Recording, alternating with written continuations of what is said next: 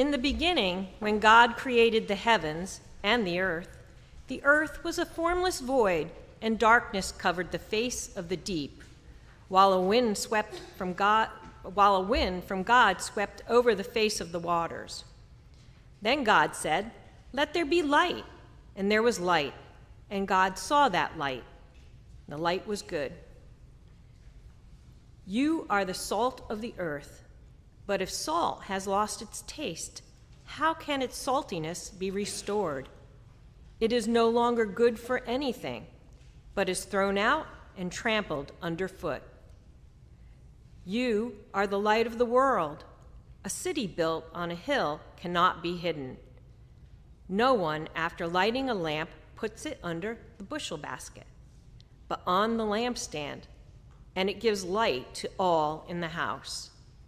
In the same way, let your light shine before others, so that they may see your good works and give glory to your Father in heaven.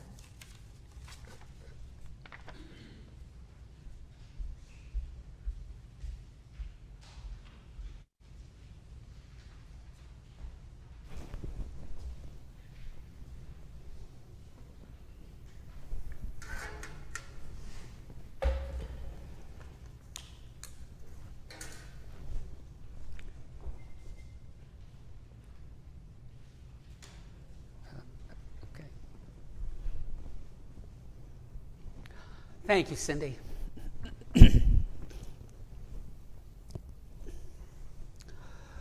So while our guest performers this morning would have no reason to be aware of this, except for maybe Henry, because Henry, you're not really a guest.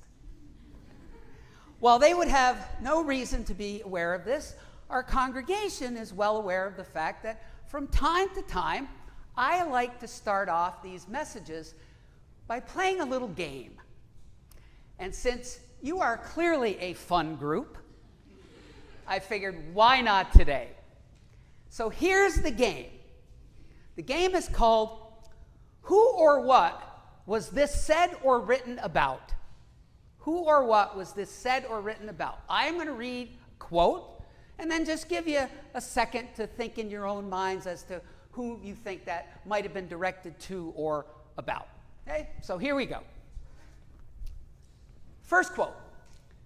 They have no future in show business. A lot of people, right? Yes, Scott, very good. That was something a record company executive said about the Beatles. Everyone will regard it as a conspicuous failure. That was something that the president of the prestigious Stevens Institute of Technology in New Jersey said in assessing Thomas Edison's light bulb.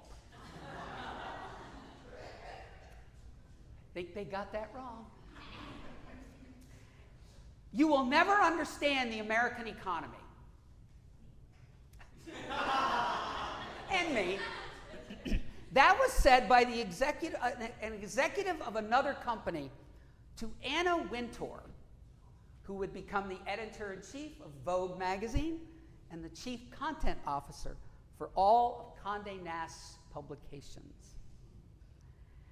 You will never amount to anything. Your mere presence spoils the respect of the class for me.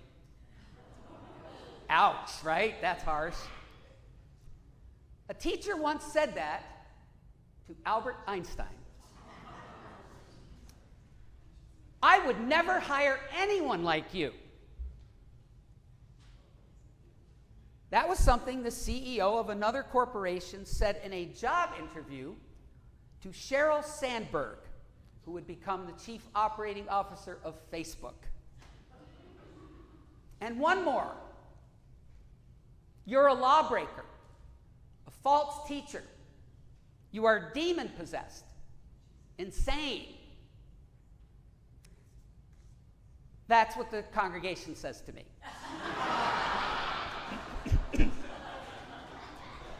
No. Those would be things said to and about Jesus. Jesus. But Jesus would not let any of that keep him from becoming all of who and what God created him to be.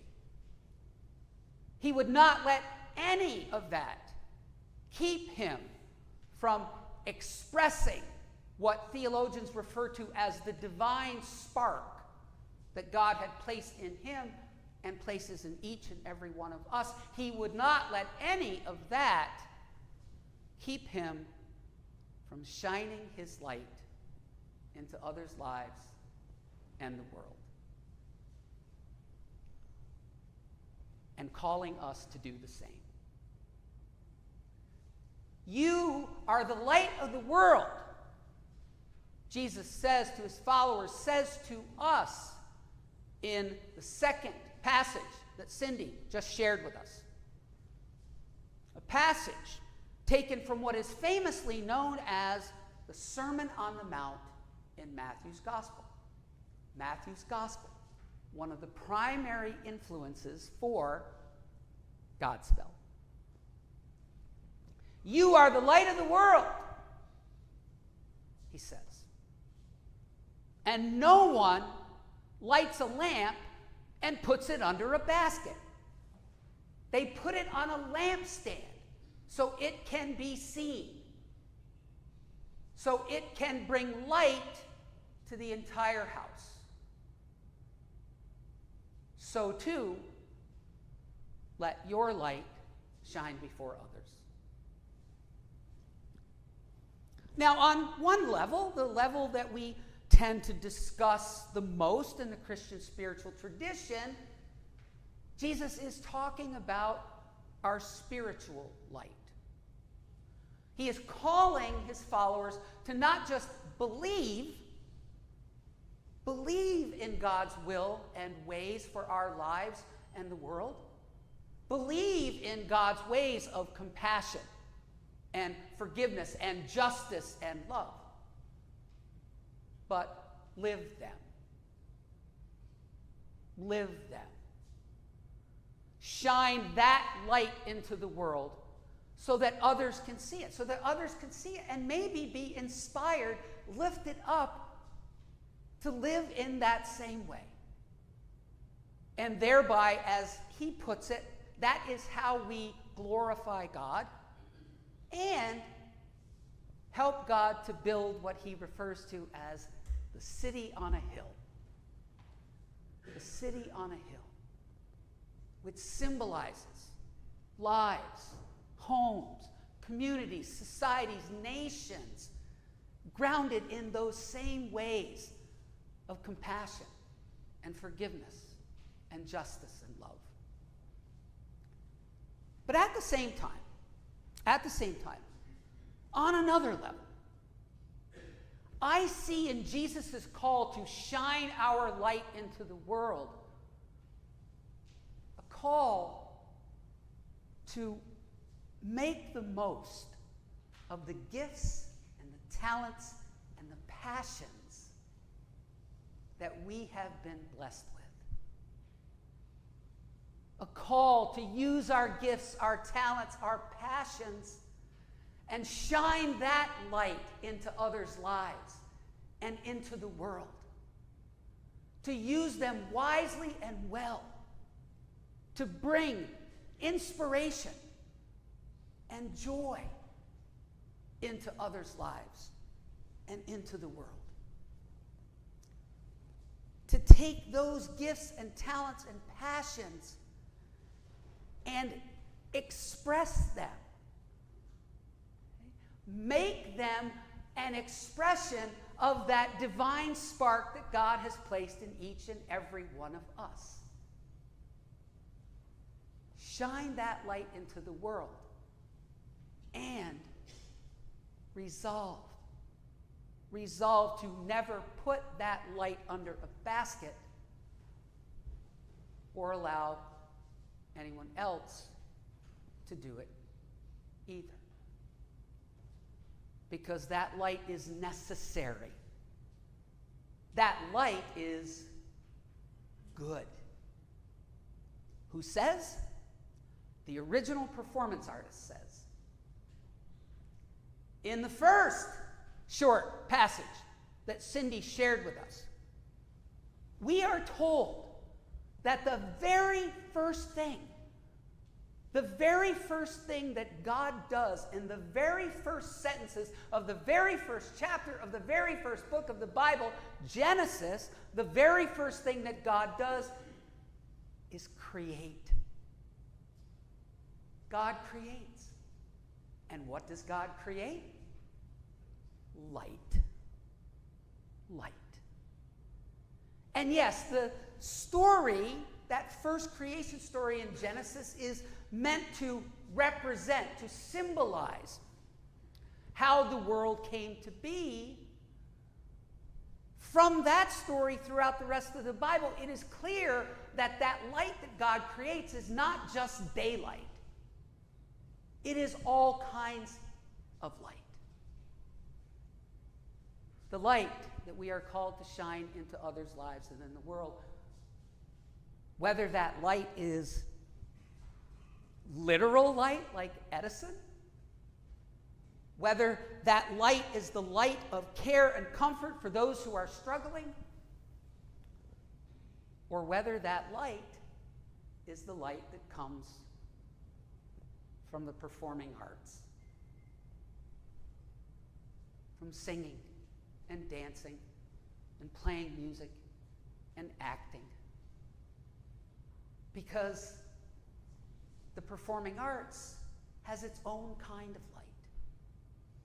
It shines the light of inspiration.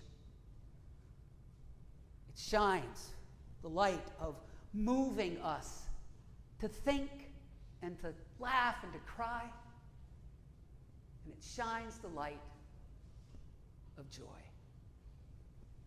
Joy. And it is a light that is not meant to be kept under a basket, or for us to allow someone to try to shove it there. You know what? Lighten back up for a second. I had so much fun with that game at the beginning. Let's do a bonus round. Remember, the game is this. Who or what was this written or said about? Here's the quote. Naive, dull and tiresome, with pretensions of significance and originality. That was written in 1971 by Clive Barnes, the theater critic at the time for the New York Times, and written about Godspell. Godspell. And Barnes was not alone. Other critics at the time referred to it as corny, weird, too religious, not religious enough. And I'm just throwing this one in because even though it's kind of snarky and mean, it did make me laugh. It is as if a youth pastor had taken acid and decided to write a show.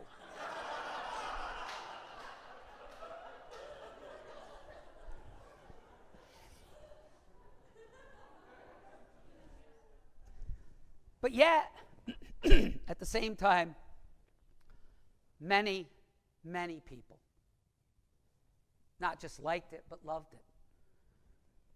Many people, then and now, found inspiration and joy in it. Like today. And all because a young performance artist refused to put his light under a basket or let anybody else do it to him. In 1970, John Michael Tebelak wrote the first version of Godspell. He wrote it as his master's thesis at Carnegie Mellon University in Pittsburgh. It was inspired, excuse me, by two particular experiences. The first was the inspiration and joy that Tevelak had found in the Gospels and in the teachings of Jesus. The other was a very different experience. On a particular Sunday, Tevelak attempted to attend a worship service at a particular church. Upon entering, he was stopped and frisked by a member of the congregation who was serving that day as lay security. He was stopped and frisked because he was considered to be inappropriately dressed. That Sunday that he went, of all Sundays, was Easter.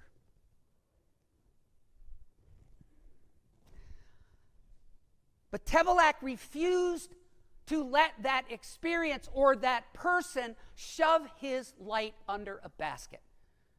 Instead, he responded by writing the first version of Godspell. And then, of course, as is more commonly known, the composer Stephen Schwartz came along and added his light to it. And 50 years later, Godspell's still here. Clive Barnes of the New York Times isn't, but Godspell is still here, still bringing the light of inspiration and joy to so many, in so many places, bringing it here to this spiritual community through you. So, what I want to do to kind of wrap this up is I want to talk directly to you, our performing artists, guests. I mean, I'm talking to everybody. But right now, specifically to you. Primarily because how many of you are back next week? Any of you back next week? Okay, so a lot of you are back next week. Great. So I definitely want to do that today in the event that after this message, you decide to never come back because you think that I am, how do I want to put this? Oh, I know. Naive, dull, and tiresome with pretensions of significance and originality. What I want to say to you is this. If you have not already, my guess is there will be at least one time when you will not get the part, when you will get a, let's call it a less than stellar review, or maybe even be told, like the Beatles, you have no future in show business. That stuff hurts. It can be disappointing and discouraging. But please, please, please, I beg you, do not let it be light diminishing. Do not let it move you to stuff your light under a basket. Do not. And do not let anyone else try to do it to you. Because the former President Theodore Roosevelt so truthfully said it. The critic is not the one who counts. The credit belongs to the one who is in the arena. So please, please, stay in the arena. Whether that arena ends up being at some point Hollywood or Broadway or off-Broadway or regional or local community theater, or maybe just some church you never heard of and never would have considered shining your light on. Keep shining your light. Don't put it under a basket, and don't let anyone else try to put it there for you. because we need that light. The world needs that light. God's people need that light. God, the original performance artist, needs that light. Because while you may not have been aware that from time to time I like to start these messages with a little game, you and everybody else here is all too aware that others' lives in the world can be pretty dark at times. So shine your light and keep shining it, because that light is good. It is very, very good. Amen.